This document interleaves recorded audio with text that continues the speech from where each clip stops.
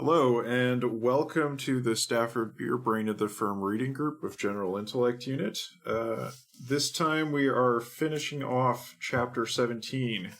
Externalities is the section we have got to, page 307.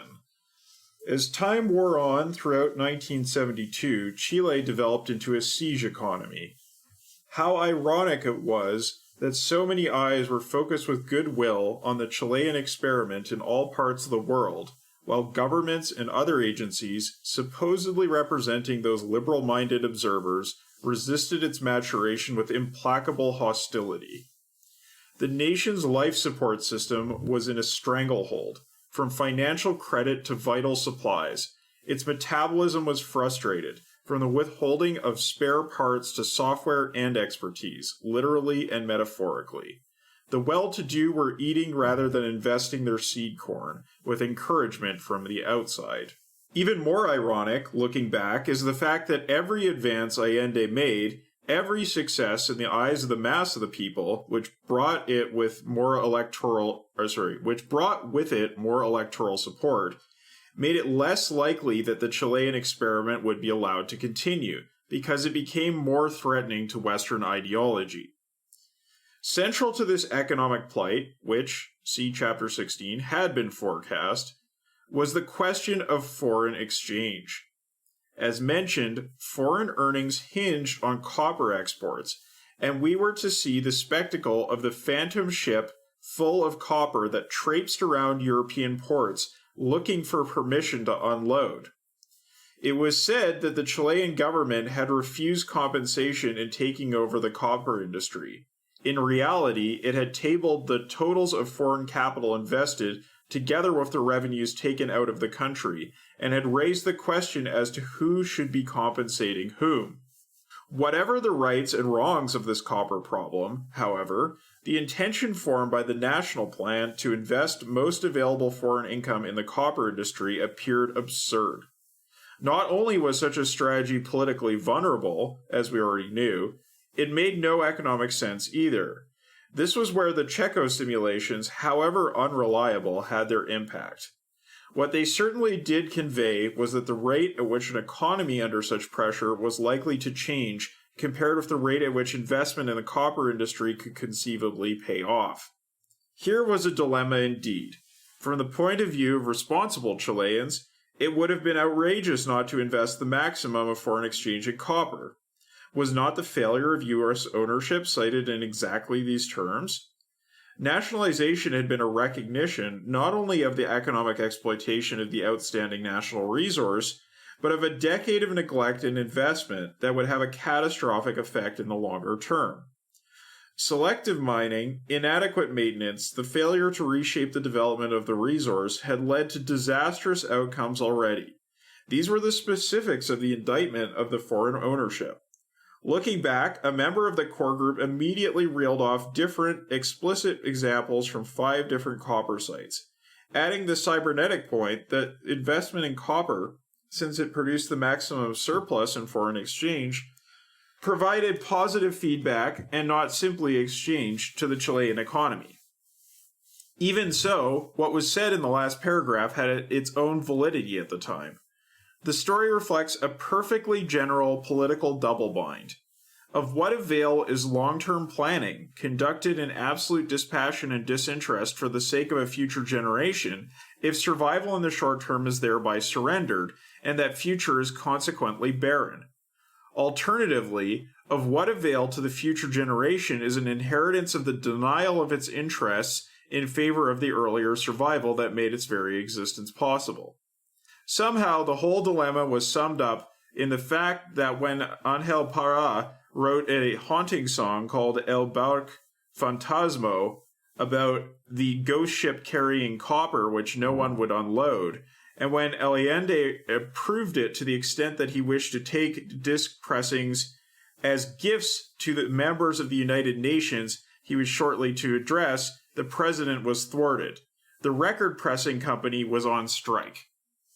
All right, any comments about this? Jeremy, go ahead. So I think this really gets at the heart of the dumb PragerU argument socialism has failed wherever it was tried. Like, you know, the power that capital, global capital, has to bear on shutting down any experiment that provides an alternative is just illustrated here. The more successful the project was, the more doomed it was. And I think as we get further in the book, especially in chapter 20, Beer's going to rack his brains to try and come up with some way to withstand the onslaught that capital unleashes on its dissidents at the national level. Right. Yeah. Shane, go ahead.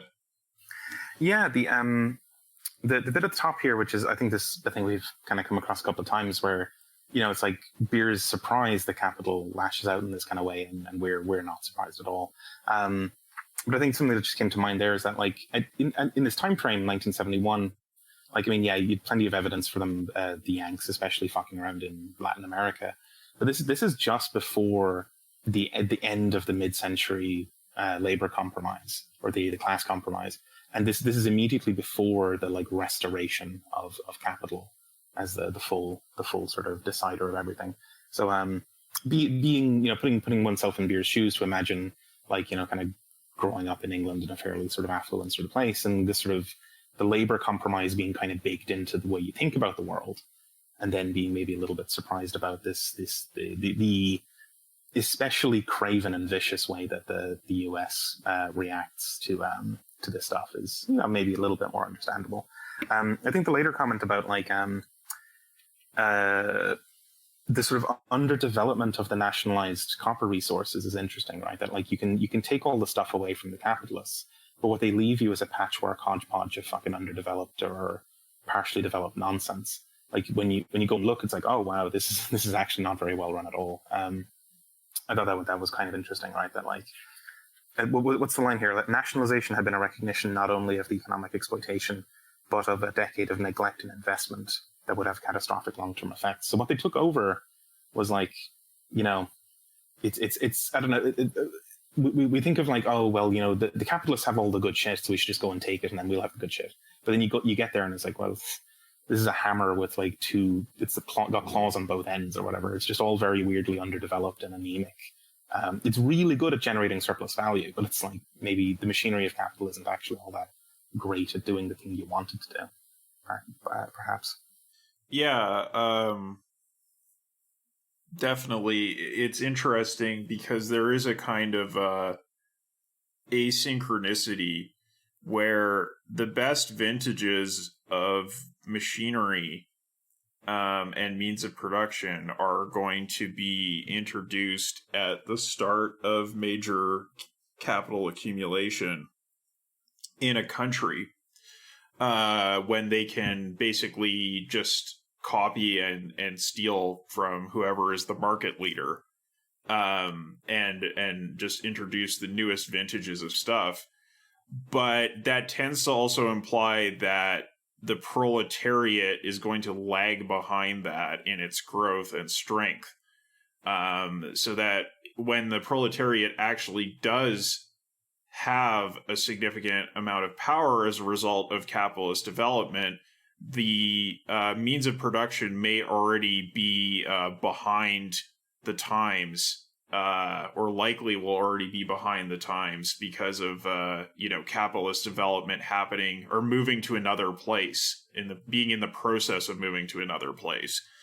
So that is a definite problem because, yeah, I mean, it runs the fact that capitalist investment is moving elsewhere can develop some degree of cross-class consensus around nationalization or a national development program.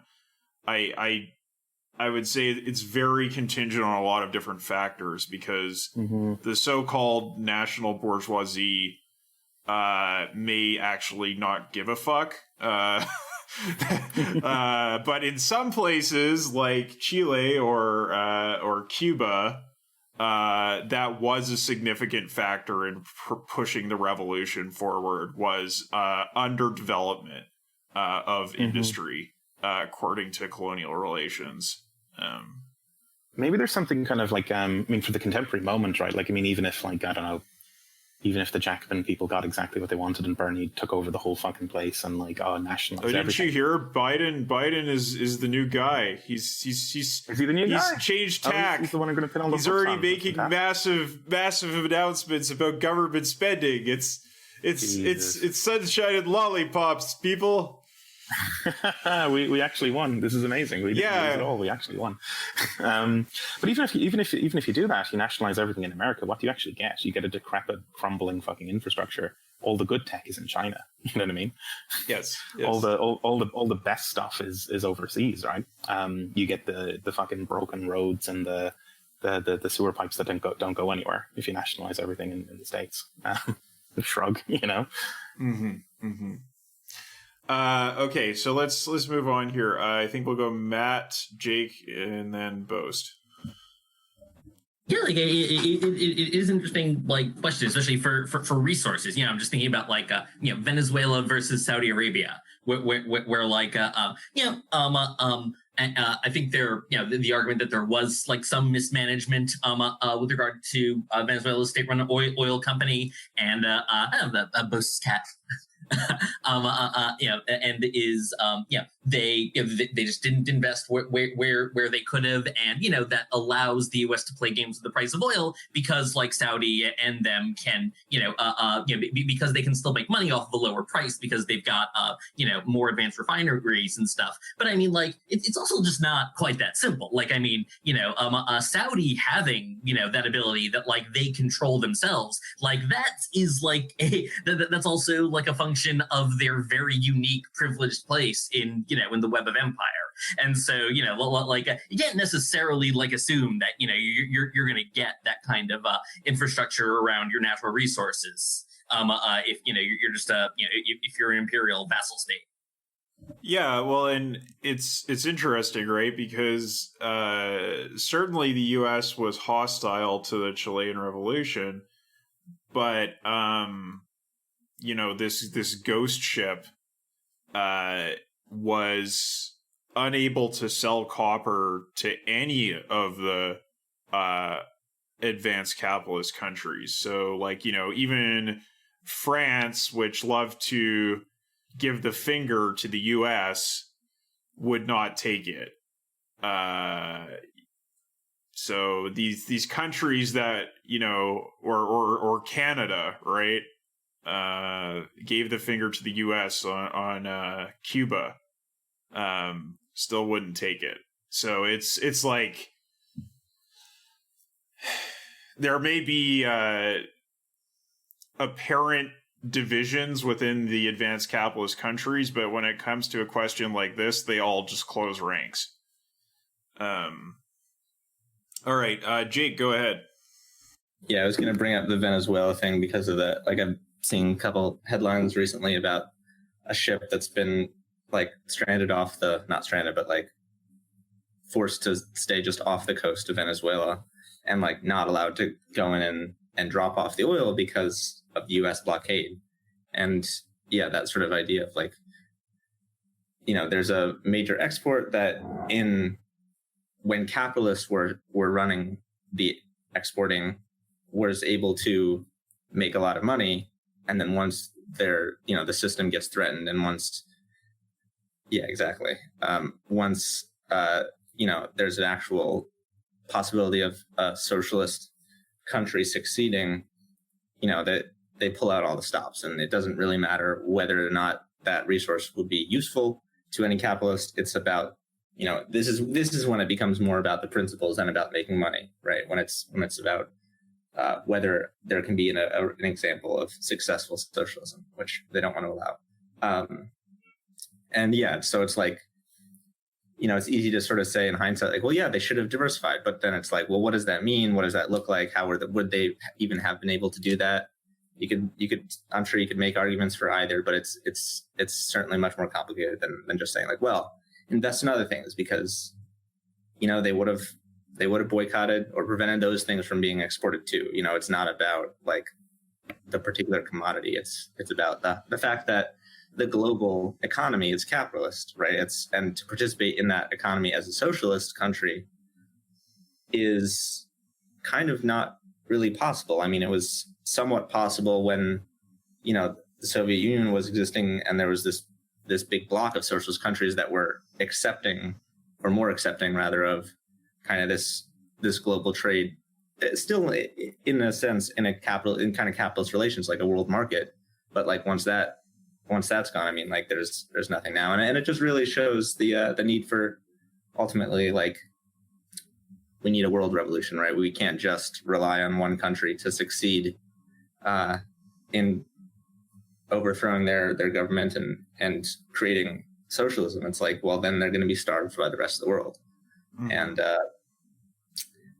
I mean, if there was some semblance of worker power in some other country, where even if that country is capitalist and they're able to force trade, maybe that's some kind of way forward there. But again, it requires like the people in that country, the working class in that country, to be organized, and certainly we're not at that level yet. But it really just belies the need for that kind of thing. Ultimately, like we can't take these baby steps. I mean, they'll take steps, but we can't just can't stop at one country. And we have to go at the same time. Well, and another interesting thing about this example is like they're basically trying to follow the Ricardian theory of comparative advantage, right? Like they're like, okay, well, we are best at producing copper, so let's invest in copper. And then it's like, oh no, now you're pigeonholed, and you're extremely vulnerable to being shut down by people refusing to buy your copper. So it actually, the comparative advantage approach actually makes you more vulnerable strategically, even if it can get you greater foreign exchange, assuming, an open market. Okay, and then there's other problems with that too, in terms of like getting locked into lower yield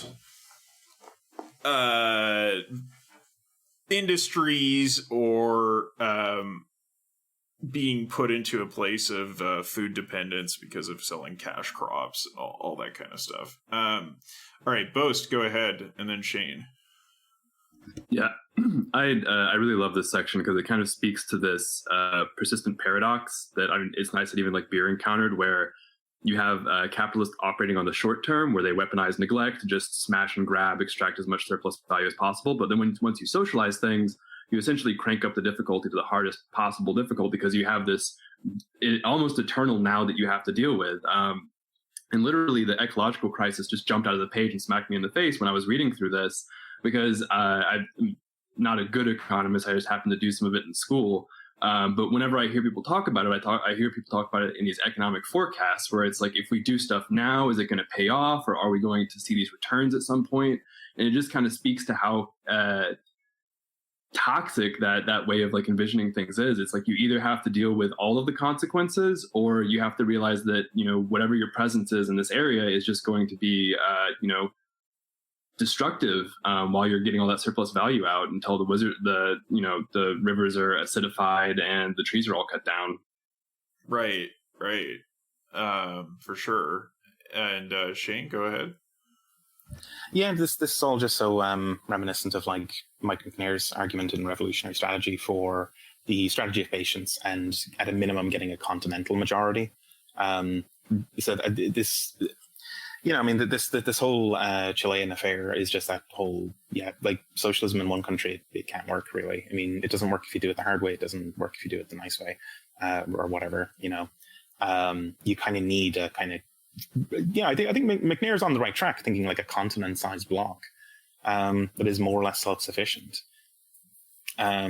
That's probably going to be even harder these days, because like, let's say even if Latin America went all in with a really serious strategy of patience, continental majority, where are you getting the like rare earth metals and the tritium and all this weird shit that you need to build microprocessors? Nobody's going to sell them to you. And so on. So I think this thing about like even just the getting raw resources alone is very tricky, and it seems to have gotten trickier. Like maybe when you rewind the tape back to 1910 or whatever, it's like, okay, what do people trade internationally? Like turnips? Okay, fine, we can just fucking grow those here. There's no, we don't need the Dutch to give us turnips. But you kind of need the microprocessors these days. Worth reflecting on. Well, at least they'd have the lithium. I think the next largest deposit of lithium is in Afghanistan. Is that right? Mm-hmm. Yeah. So yeah, no, the pretty lithium, hard the to lithium extract. Yeah. Indeed. All right. So let's move on here. So record pressing company was on strike. You know, couldn't. The president couldn't get any records to give to the members of the UN. Or rather, you know, this is a case probably where you would want the higher levels of the system to intervene and say, look, you know, we appreciate that your System 1 concerns are valid and, you know, you probably have a good reason to be on strike. On the other hand, the country really needs you to press those records because no one else can do it.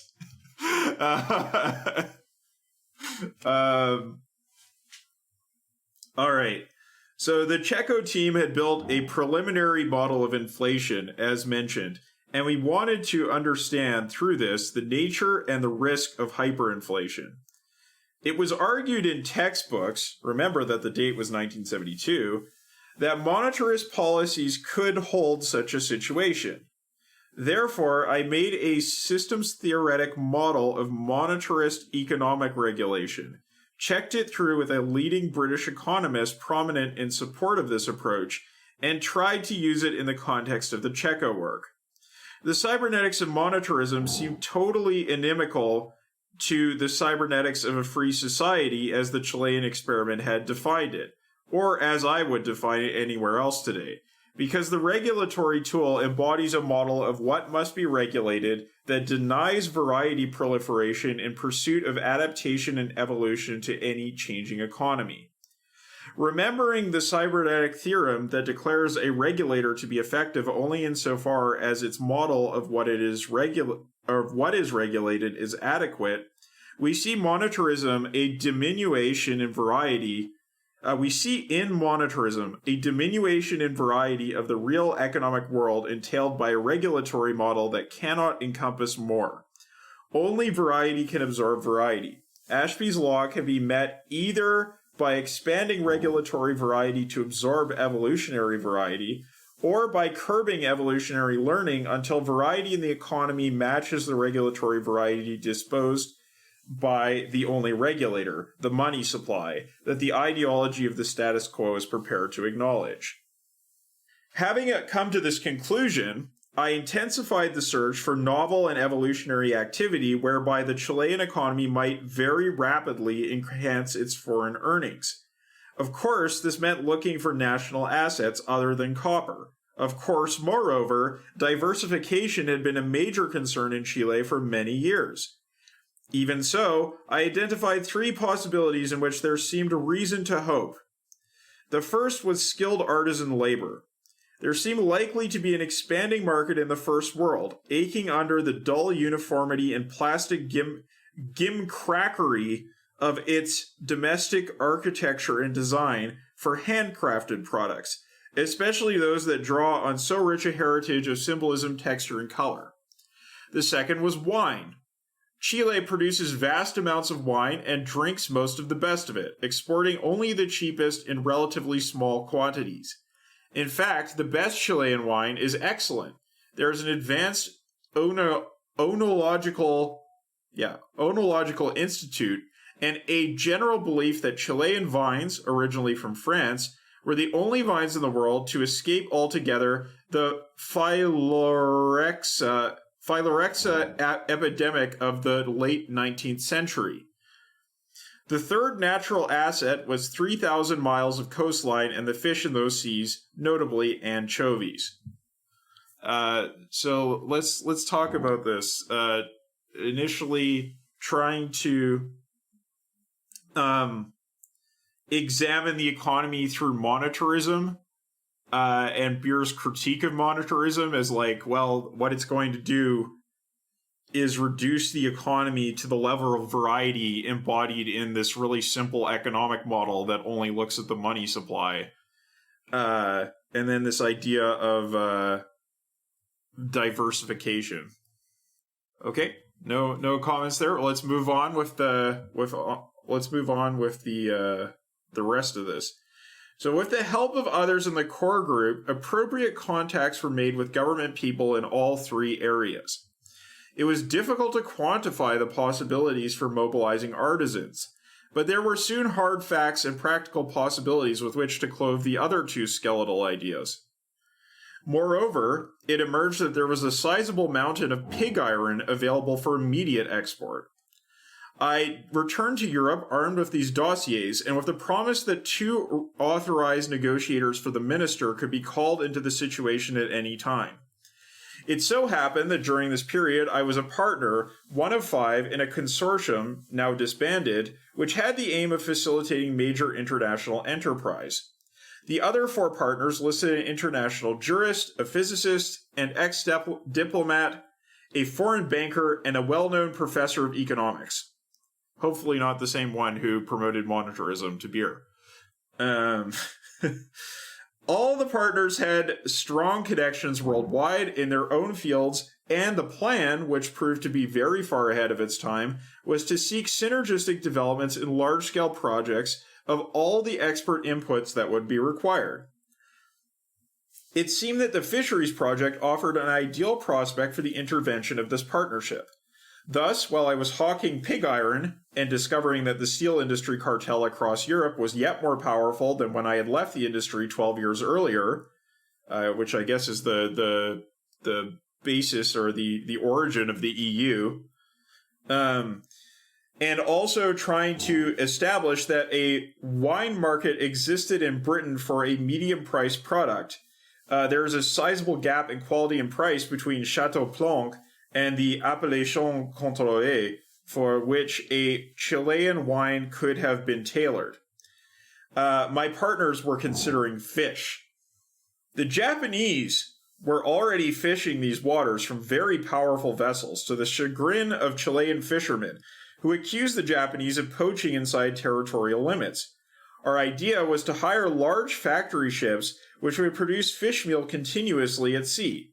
No delays here, such ships seemed to be available at a price, and no shore stations would be required. The product would probably be sold to the Chinese Republic, which is Taiwan. There would be legal and political problems back in Chile, but the two negotiators were confident of handling those.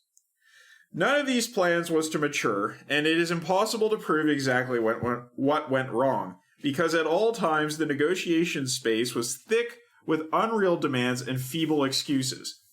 My own considered judgment, with hindsight, is that the deployment of a large piece of capitalistic economic machinery in support of an avowedly neo-socialist cause is basically untenable as a proposition to both sides, even though each can provide a rationale for reaching agreement.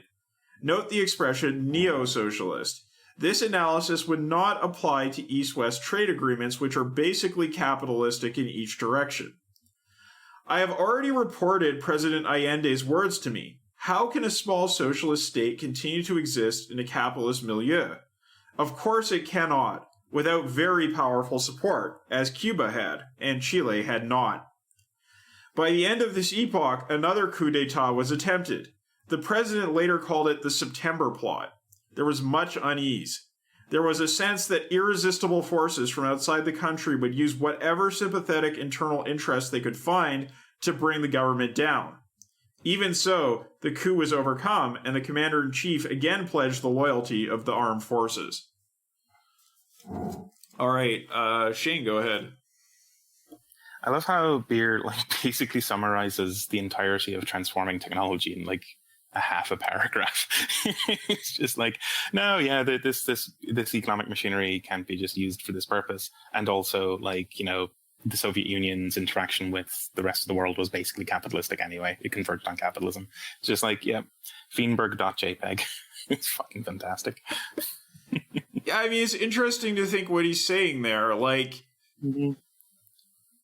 it's, I guess he's essentially saying, like, the capitalists are going to be skeptical about the returns they'll get from selling this means of production, you know, these factory ships. And the socialists are not going to be willing to make promises about hyper-exploiting the workers on these ships. So essentially, the buyer and seller can't come to agreement about this piece of technology because the socialists are using it for different ends than it was intended, and the capitalists want it to be used for the means that the ends that it was intended for, right? Like, it was like, you know, factory ships should produce the maximum possible surplus value because that's what we built it for. So that's what we want to sell it for. I guess there's also like a lot of, again, like McNair's thing here of like, you end up playing the game, right? Like you do competition.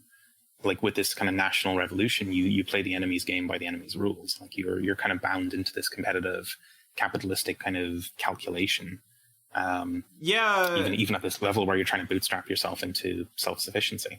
Yeah. Well, yeah, and I mean, it's like if you look at the Russian Revolution, they had similar troubles of like even trying to get the capitalists to build a factory and exploit their workers. You know? Like it was difficult. Even trying to play by capitalist rules, it was really hard for them to make any headway there. So yeah, I mean it's a major problem. And I guess you're saying like, yeah, neo-socialist in the sense like, I mean, what the USSR was selling on the international market was pretty much oil, right? I mean, vacuum tubes. It's a big one. Vacuum tubes. All right. Yeah, even in guitar circles, the most revered vacuum tubes, the 12AX7 specifically, are Sovtech, and people love finding just boxes of those fucking things lying around. It's like the old Sovtech valves. So obviously they're not fucking made anymore, but like, yeah, they were legendary. You'd have like artists in the States or the UK or whatever pulling out the valves in their fucking Marshall amps and stuff and their Vox amps and replacing them with Sovtech ones. They were really sought after. But yeah, that and oil, right? They weren't selling very much else. My mom owned a Lada, so ooh, interesting. Fun. You can't say it was very good, but you know, some people I guess bought them as a curiosity. You know, it's yeah.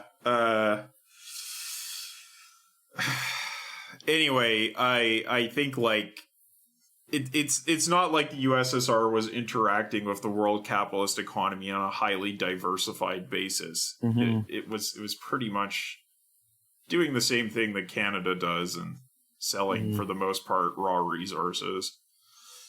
Well, the thing that really, yeah, I keep coming back to this McNair thing here, but like, you know, this problem of like international supply chains and stuff has only gotten worse. Yeah. And this is going to be an even harder problem.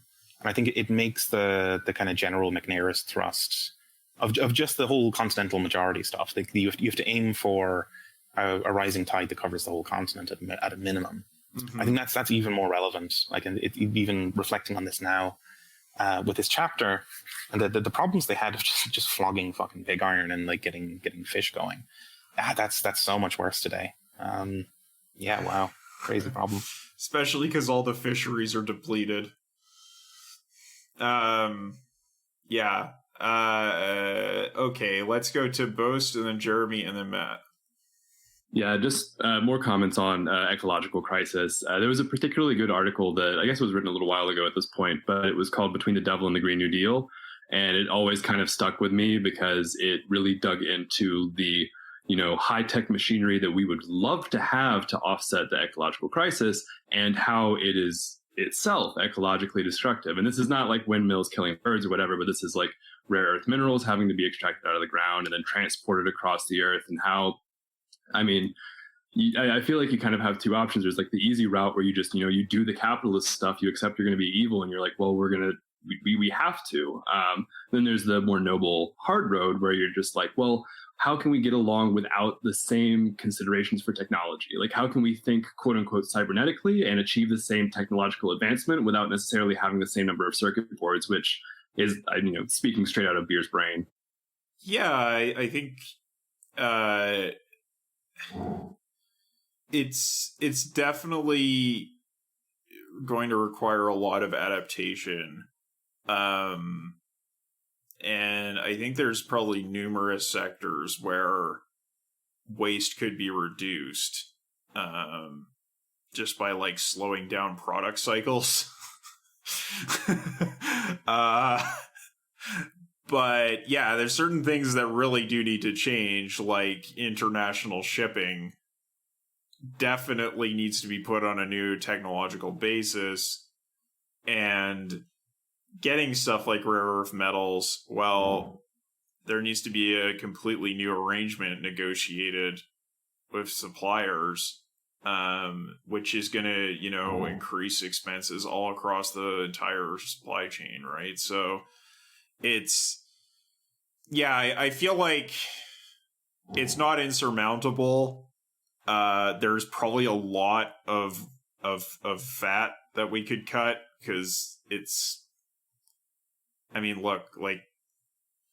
there's just so much waste in the electronic sector in the form of like annual product line refreshes and stuff. That just doesn't need to be happening. It might not be insurmountable, but currently it is insurmisable because we can't think of it. We can't see it. Yeah. Jeremy, go ahead.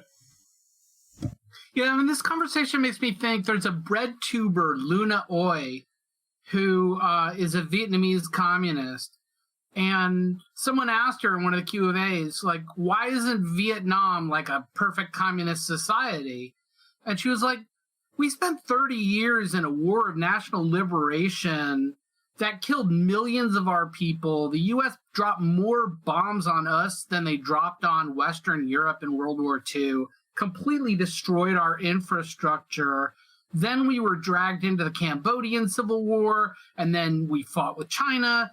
And the end result was we ended up being in debt so badly that we had to go to the International Monetary Fund and the World Bank to get to a level where our people weren't just dying all the time. And now we're horribly in debt. And so we are trying to go through this experience as communistly as possible, but we're in a really terrible situation because we live on planet Earth that's dominated by capitalist forces right now. Yeah, it's kind of like if you go through, if you take the route that Chile did not take and actually fight the forces of capitalism in a war, it does set you back even more. The worst example of that, in a sense, is Haiti, right? That just, like, it has never even slightly recovered after being crushed. Getting its independence and then being put into debt peonage for the rest of its existence, and constantly subject to political interference, and just massive ecological degradation. Matt, go ahead. Yeah, I'm also a fan of Luna. It's also interesting, to see someone who like grew up in it, and being kind of chill about it, versus like, I used to love like converts to like, religions, being a lot, nuttier than people who, grew up in them. It's a little bit, what they're doing in Vietnam seems like it makes a lot of sense, actually. And like I think people, I've heard it called a Samsung Republic, and like that's not exactly fair because they actually do have like a very robust like social democratic infrastructure. Like they didn't do the China got rid of the Iron Rice Bowl. Like like they actually are worse off than a lot of places in Western Europe, actually. But Vietnam's pretty interesting. Also, in terms of like stuff to watch. Egypt, elected like a socialist government in like 2018. They're doing a lot of cool stuff, and like I feel like they could actually do autarky because like all like the really high capital goods that like you need global supply chains for generally. Like they have, they actually have like they have pharmaceutical manufacturing, they have chemical manufacturing, they have they even have chip fabs, which is like there's only a couple of countries that even have those. They've got a domestic aircraft industry, and they've also got the Suez Canal, which it puts them in kind of a unique situation. Egypt's cool, and there's a lot of countries in Africa that are also still nominally socialist and effectively socialist to one degree or another. Which that's pretty cool. Right. I mean, I think autarky should really be a last ditch option because even if you have those things, it tends to lead to stagnation, which is ultimately going to undermine what you're doing. That continental strategy is going to be hopefully more effective if a global one is not available. But yeah, I mean, I guess in some cases it's maybe unavoidable. Obviously, Vietnam hasn't pursued that because it's become it's become a place to undercut Chinese wages, because labor in China was getting too expensive, so they had to move somewhere else. Vietnam was next door and had a similarly stable state structure. So that has, I guess put Vietnam in probably a similar sort of dilemma that you would find in China about your dependence on international exports and manufacturing, but at the same time, the benefit of improving science and technology in the country. Anyway, let's I guess wrap this discussion up. We're finished this chapter. So we're going to move on to chapter 18 next time. And that is the October watershed. So I think this is, moving further into the crisis and what actions were taken. It's not quite as long of a chapter, but we might do it in 2 or 3 sessions. We'll see. But yeah, some kind of dreamer, Kyle. Yeah, 2 or 3, apparently. We'll see. But yeah, I'll see you next time for chapter 18. See you next time. Yeah, thanks for participating, everyone. Bye. Bye, y'all. Bye.